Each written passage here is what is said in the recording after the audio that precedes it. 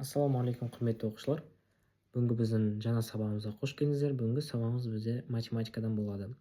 Бүгінгі сабақтарда біраз есеп шығаратын боламыз. Бұл есептер бізде негізі 5-6 сыныптарға арналған есептер, бірақ оларды үлкен сыныптағы балалар да шығара алады, өздерінің базалық тақырыптарды қайталап, яғни өздерінің деңгейін біле алады. Қазір мен есептер көрсететін боламын. Осы есептерді біз сіздермен бірге шығарайық. Есептер қатты қиын емес, бірақ сонда да бұл есептерді шығара алу керек кез келген адам. Мысалы, бірінші есептерден бастасақ болады.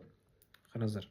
Бізде жай ғана теңдеу, 2х қосылған 5 бөлінген 2 тең болады бізде x азайтылған 1 бөлінген 2. Бұны есептерде біз не істейміз? Бұл жай ғана бір айнымалысы бар теңдеу. Айнымалы дегеніміз ол бізде осы variable, бізге оны табу керек. Осы екі жақ бір-біріне тең болатындай, осы x-ның орнына біз қандай да сан қоя аламыз. Сол санды біз қазір табамыз. Осы есептерде біз x-тарды бір жаққа жинап, x-тар дегенде бұл тек қана x емес, кез келген белгісіз әріп, таңба, кез келген нәрсе болуы мүмкін. Соларды біз бір жаққа жинайық. Жинағанда сіздер білесіздер, біз теңдеудің ар жағына жіберсек, оның таңбасы ауысады. Қазір x-ның таңбасы плюс болып тұр. Оны 2x-ға жіберсек, бізде 2x азайтылған x болады. Тең, енді қараңыздар. Мынау 5 бөлінген 2-ні тоже біз осы жаққа жіберейік. Сонда бізде қалай болады? Минус 1 бөлінген 2 азайтылған 5 бөлінген 2. Мынау таңбаны біз әрқашанда онымен бірге сақтаймыз. Енді 2x-тан x-ті азайтсақ, оны біз 2 алмадан 1 алманы азайтсақ, бізде 1 алма қалады, яғни x қалады. Енді тең қараңыздар, ортақ бөлімдері бірдей болып тұр. 2-ні жаза салайық. Сонда бізде минус 1-ден минус 5-ті азайту керекпіз. Минус 1-ден минус 5-ті азайтсақ, олар бізде қосылады, бірақ біздің таңбамыз сақталады. Сонда бізде минус 6 бөлінген 2. Қысқарғанда бізде минус 3 болады. Жауабы осы. Есеп оңай. Керек болса пауза қойып өздерін шығарып алсаңыздар болады. Сосын есептің шешімін қарап аласыздар. Біз сіздермен екінші есепке көшейік. Екінші есеп бізде теңсіздік. Теңсіздіктер жалпы қатты қиын тақырып емес, олар бізде жай теңдеуге ұқсайды. Оларды шығарып бастайық. Мысалы, бізде осы есеп 3x азайтылған 39 бөлінген 10 кіші 2x азайтылған 7 бөлінген 2.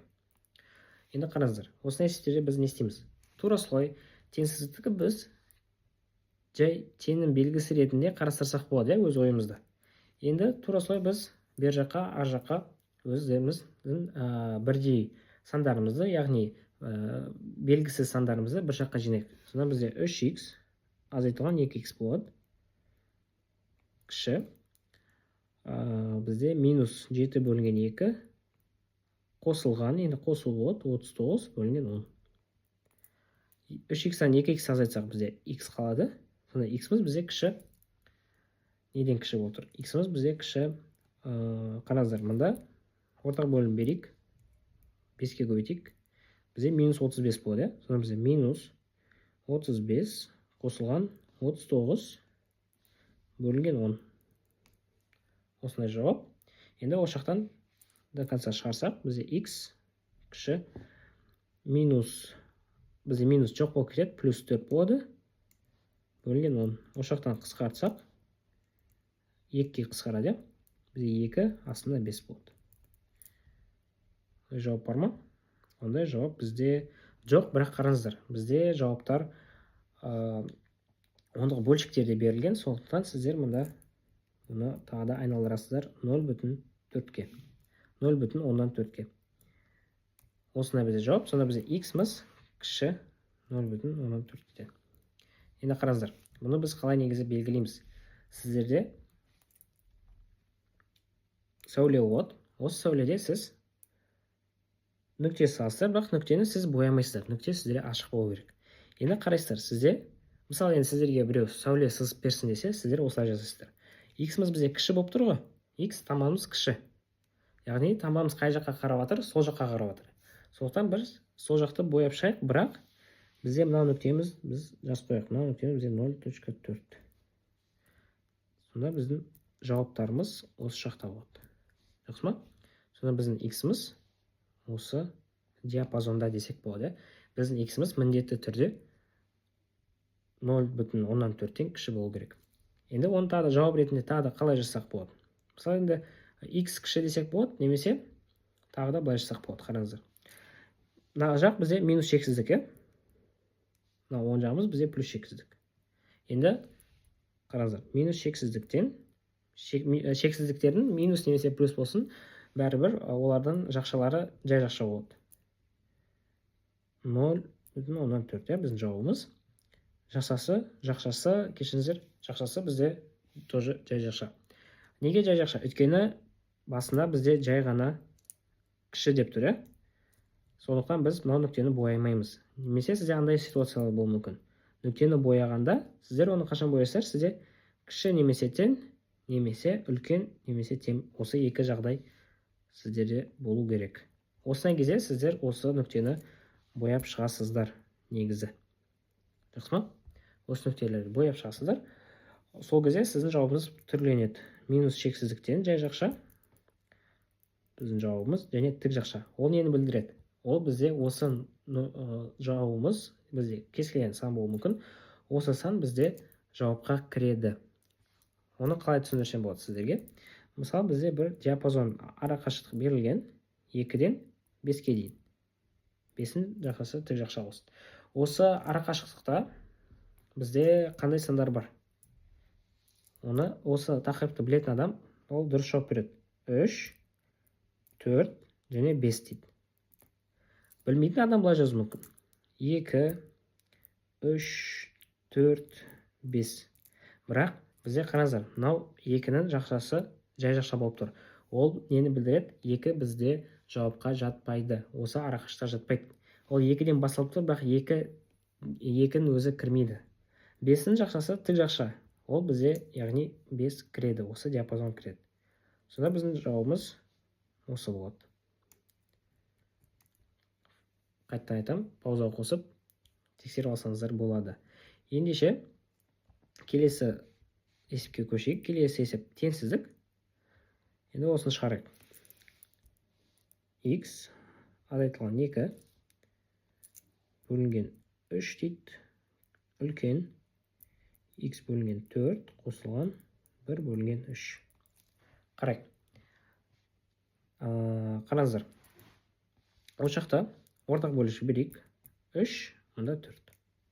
Мынаны жазсылайық қайттан. X азайтылған 2 бөлінген 3 үлкен 3x қосылған 4 астында бізде 12 болады. Қараңыздар. Біз мынаны міндетті түрде қоса алмаймыз. Осы екі санды біз бір-біріне қоса алмаймыз. Сондықтан оларды осылай қалдыра саласыздар. Бірақ біз осы жерде не жасай аламыз? 3 пен 12-ні қысқартып кетеміз. 3-ті мына жаққа көбейтумен жіберсек, бізде былай болады, 3 болады. Осы жерде сіз 3 пен 12-ні қысқарып жібере аласыздар. Сонда бізде мұнда 4 дейтін сан қалады. Енді есебіміз қалай болды? X азайтылған 2, кешіріңіздер, 3x қосылған 4 бөлінген 4-ке. Енді осы 4-ті осы жаққа жіберейік. Бізде қазір теңдеуіміз бөлшекпен болып тұр ғой. Бөлшек ол бізде енді двухэтажный, да? Біз осы есепті одноэтажный қылып жасау керекпіз. Сондықтан біз осы жаққа жібергенде бізде 4x азайтылған 8. Неге 4x азайтылған 8? Өйткені бізде осы екі сан бірге жүреді. Сонда осылай жақшаны ішінен жазып қойасыздар. Сосын сіздер жақшаны ашу керексіздер. Сізде 4x азайтылған 8 болады. Енді ары қарай үлкен қараңыздар, мұнда 3x қосылған 4 болады. Енді осы жақта біз не істейміз? Қараңыздар, біз осы таңбаны ортасындағы біз белгімізді біз ауыстырмадық. Оны қандай жағдайда ауыстырамыз? Біз минусқа бөлсек немесе көбейтсек. Тек қана о минусқа біз көбейтсек немесе бөлсек, біздің таңбамыз керісінше ауысады. Сонда бізде үлкен таңбамыз кіші таңбаға ауысады. Мысалы, үлкен немесе тең таңбамыз бізде кіші немесе тең таңбасына ауысады. Енді қараңыздар. Тамамыз ауыспады. Ары қарай жалғастыра берейік.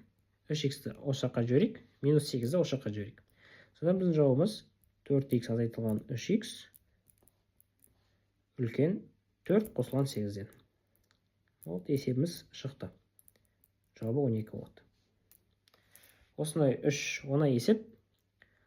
Енді есептер қатты қиын болмады, бірақ алайда біреуге қиын болуы мүмкін. Сондықтан осы есептерді мұқият қарап шықсаңыздар болады.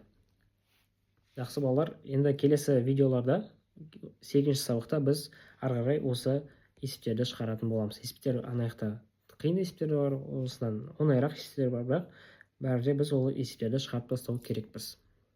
Жақсы, келесі сабақтарда көріскенше.